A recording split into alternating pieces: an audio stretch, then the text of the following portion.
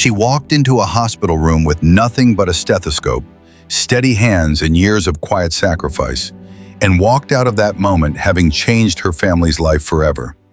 This is not the kind of story that makes the news the way celebrity gossip does, but it is the kind of story that spreads because somewhere deep inside every person who hears it, they recognize something true about what it means to give everything you have to a profession that the world often underpays and overlooks. Her name was Maria, a Filipino nurse working the overnight shifts at a private hospital in Manila, the kind of shifts that drain a person down to their bones while the rest of the city sleeps. She had been doing this for 11 years. 11 years of missed birthdays, of eating cold rice at 3 a.m. in a break room that smelled like disinfectant, of sending money home to her mother in Iloilo province while living in a single room she shared with 2 other nurses. She never complained. That was the thing everyone who worked with her would later say. She never complained. The night that changed everything started like every other night. A private patient was admitted to the cardiac wing, a man in his late 60s who had been flown in from a business trip in Singapore. His name was not announced to the floor staff because he had requested privacy, which was not unusual for high-profile patients at this particular hospital. Maria was assigned to his care because she was the senior nurse on duty and because the attending physician trusted her instincts more than he trusted most of the equipment in the room. What happened over the next 4 hours has since been described by the physician on record as nothing short of extraordinary. The patient's condition deteriorated rapidly around 2 a.m. in a way that the monitoring systems did not immediately flag.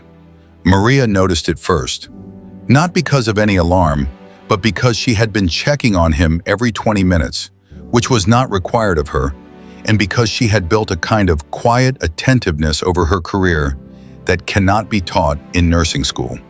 She noticed a subtle change in his skin tone, a slight irregularity in his breathing, and something in his posture that told her something was wrong before the numbers on the screen agreed with her. I'm calling the doctor now. She called for the physician immediately, did not wait, did not second-guess herself, and that decision made the difference. The patient went into a serious cardiac event minutes later, and because the team was already at his bedside, the outcome was not what it could have been. The physician said afterward that if Maria had waited even 10 more minutes to raise the alarm, the conversation they were having would have been a very different one. The patient was a billionaire, not in the loose social media sense of the word, but in the literal, documented business newspaper sense. He was the founder of one of Southeast Asia's largest logistics companies, a man whose name appeared regularly in regional financial publications and whose family was known for significant philanthropic work across the Philippines. When he recovered enough to understand fully what had happened and who had been at his bedside through the worst of it, he asked to speak with Maria personally. She almost did not go. Her colleagues had to convince her that she was not in trouble, that the request was genuine, and that there was nothing to be afraid of. She went into his room still wearing her scrubs, still with her hair pulled back the way she always wore it on night shift, and she sat in the chair beside his bed the way she had done dozens of times before, because sitting at eye level with a patient was something she believed in. He asked her why she had checked on him so frequently when she was not required to. She told him that she had learned early in her career that the monitors tell you what has already happened, but the patient tells you what is about to happen, and that you have to show up often enough to listen. He was quiet for a long time after she said that. Then he asked her about her life, her family, where she was from, how long she had been doing this work. She answered honestly, the way she answered everything, without dramatizing and without minimizing. What he did next became the story.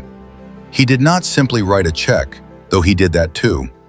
He contacted the hospital administration and funded the construction of an entirely new nursing staff facility on the hospital grounds, one with proper rest areas, meal facilities, and private sleeping quarters for overnight staff.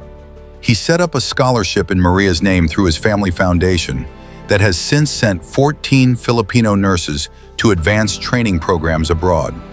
And for Maria specifically, he arranged for a house to be built in her mother's province, fully paid for, on land that the family now owns outright. Before we dive into the last chapter, please support by clicking subscribe button, share, and turn on the notification bell. Let's continue. Maria still works as a nurse. She was offered positions that would have moved her away from patient care entirely, and she turned them down. She said in a later interview that the work itself was never the hard part. The hard part was feeling invisible while doing it, and that she no longer felt that way. She said she hoped that other nurses, especially Filipino nurses working abroad and at home under difficult conditions, would hear her story not as something exceptional, but as a reminder that the work they do carries a weight that the world is sometimes slow to recognize, but never, ever fails to feel. That is the part of the story that spreads. Not the house, not the scholarship, not the billionaire.